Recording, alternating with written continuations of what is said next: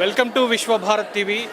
కార్తీక మాసం పర్వదినాన్ని పురస్కరించుకొని, కార్తీక పౌర్ణమిని పురస్కరించుకొని హరిహరాదులు కొలువైన క్షేత్రాలన్నీ భక్తజన సంద్రంతో కిటకిటలాడుతున్నాయి. ప్రస్తుతం మనం విశాఖలోని కేజీహెచ్కి సమీపంలో ఉన్న ఇసుకకొండపై కొలువైన శ్రీ సత్యనారాయణ స్వామి దేవస్థానం వద్ద ఉన్నాం. ప్రస్తుతం మనతో పాటు దేవస్థానం ప్రధాన అర్చకులు నరసింహాచార్యులు మనతో ఉన్నారు.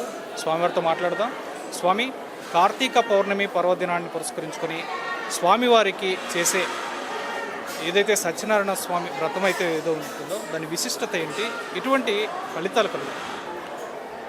జై శ్రీమన్నారాయణ.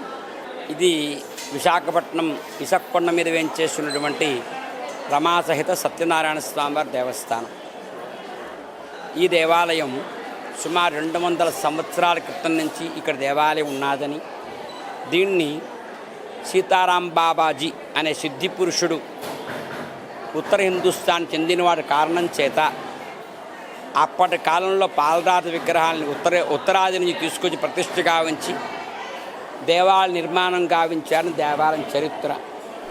అయితే ఈ దేవాలయానికి అంకితం భావనోజీరావు గారి పూర్వీకులు 9 ఎకరాల కొండ స్థలాన్ని స్వామికి ఇవ్వడం జరిగింది. ఈ దేవాలయం శ్రీ పాంచరాత్ర ఆగమం ప్రకారంగా జరిగేటువంటి శ్రీ వైష్ణవ ఆలయాల్లో ఇదొక ప్రధానమైన శ్రీ వైష్ణవ ఆలయం. ఇక్కడ మనం ముఖ్యంగా చెప్పుకోవాల్సింది ఈ దేవాలయం విశిష్టత. ఒక్కొక్క దేవాలయం ఒక్కొక్క విశిష్టత వైభవం ఉంటుంది.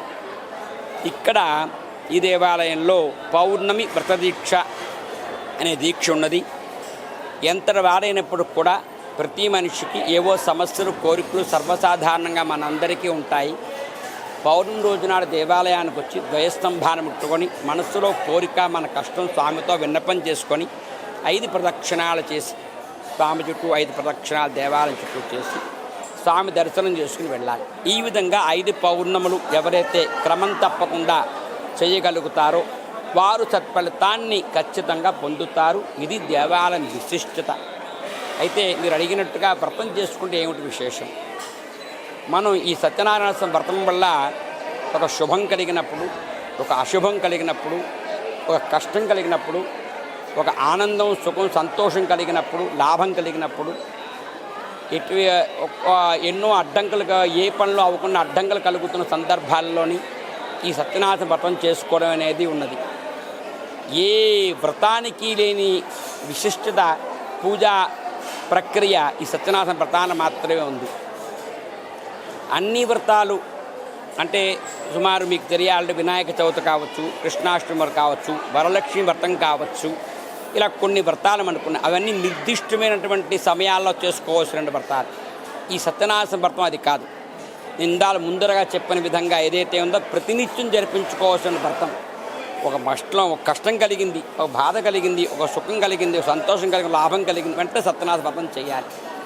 ఎటువంటి క్లిష్టకరమైన పరిస్థితుల్లో సరే బయటపడాలన్నా సత్యనారాయణ వ్రతం చేయడం అనేది విధానం. ఎందుకంటే ఇందులో గణపతి పూజతో పాటుగా నవగ్రహ ఆరాధన, అష్టదిక్పాలక ఆరాధన, పంచలోకపాలక ఆరాధన చేస్తూ స్వామివారిని కలశావాహన చేసి స్వామివారికి విశేష ఆరాధనలో కార్యక్రమం పూజ చేసి స్వామి వైభవాన్ని ఒక 5 కథలుగా మనం చెప్పుకుంటూ ఉంటాం.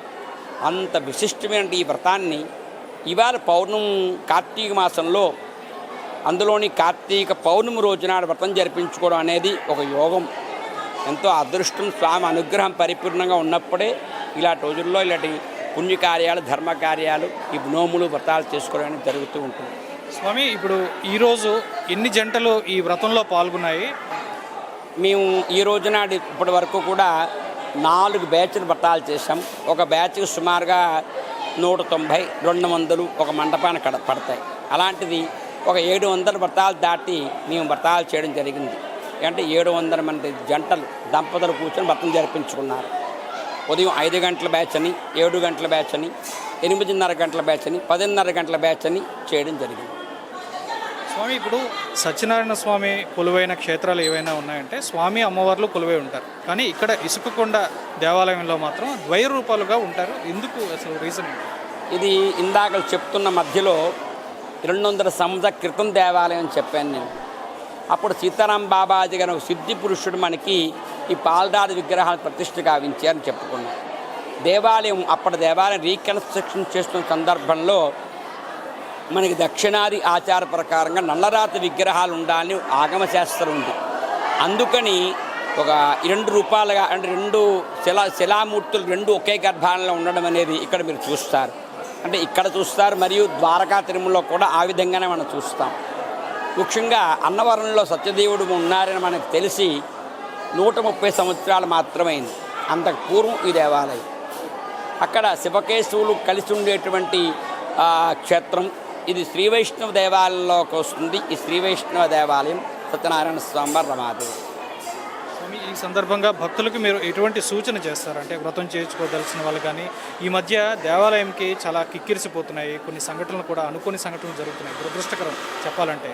సో భక్తులకు ఎటువంటి సూచనలు చేస్తారు? అంటే ఫలానా రోజే దేవుణ్ణి దర్శించాలి, ఆ సమయంలోనే దర్శించాలని చెప్పి కొన్ని నియమాల వల్ల ఎక్కువ ఫ్లోటింగ్ జరగడం, కొన్ని అనర్థాలు కూడా జరుగుతున్నాయి. ఏం చెప్తారు? ఇది ఒక్కొక్క కార్యక్రమాన్ని ఒక్కొక్క రోజుకి ఒక విశిష్టత మనకు ఉన్నదండి. ప్రతిరోజు విశిష్టమైన రోజే. కొన్ని మనకు తెలుసు, కొన్ని మనకు తెలియదు.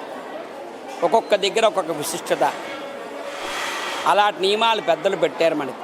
సోమవారం వచ్చేసరికి శివాలయంకి వెళ్ళాలని, మంగళవారం వచ్చేసరికి ఆంజనేయ స్వామి దగ్గరికి వెళ్ళాలని, బుధవారాన్ని వచ్చినప్పుడు విష్ణువుని ఆరాధించాలని, అలాగే శనివారం కూడా విష్ణువుని ఆరాధించాలని, ఇలా ఒక్కొక్క వారు ఒక నియమం పెడుతూ పాటుగా తిథులు కూడా విశేషత ఉన్నాయి మనకి.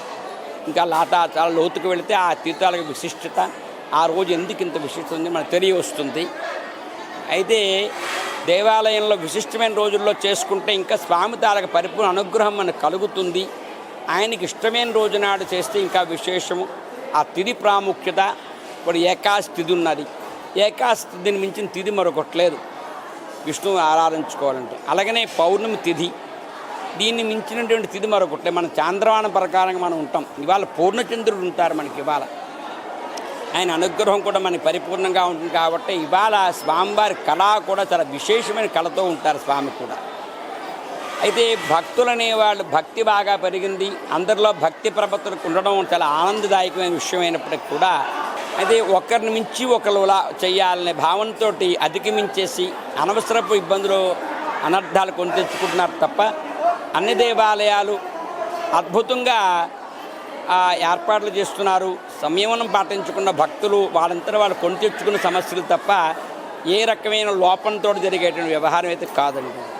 అది భక్తుల్లోనే రావాల్సి వస్తుంది. ఇవాళ మా దేవాలయం చూస్తే కృష్ణ రామ నమో నారాయణాయ నమో భగవతే వాసుదేవాయ శ్రీమాత్రేణ ఇలాంటి భగవన్నామ స్మరణలు చేయించాల్సిన మైకుల్లోని ఇవాళ భక్తులందరూ సంయమనం పాటించాలి, భక్తులు రద్దీగా ఉన్నప్పుడు మీరు వేచి ఉండాలి, ఇలాంటి మాటలు చెప్పుకోవాల్సిన పరిస్థితి ఏర్పడింది. తెలిసిన వాళ్ళు చెప్పాలని పరిస్థితి ఏర్పడింది. కాబట్టి భక్తుల్లో ఈ ప్రజల్లో ఆ మార్పు రావాలని కోరుకుంటున్నాను.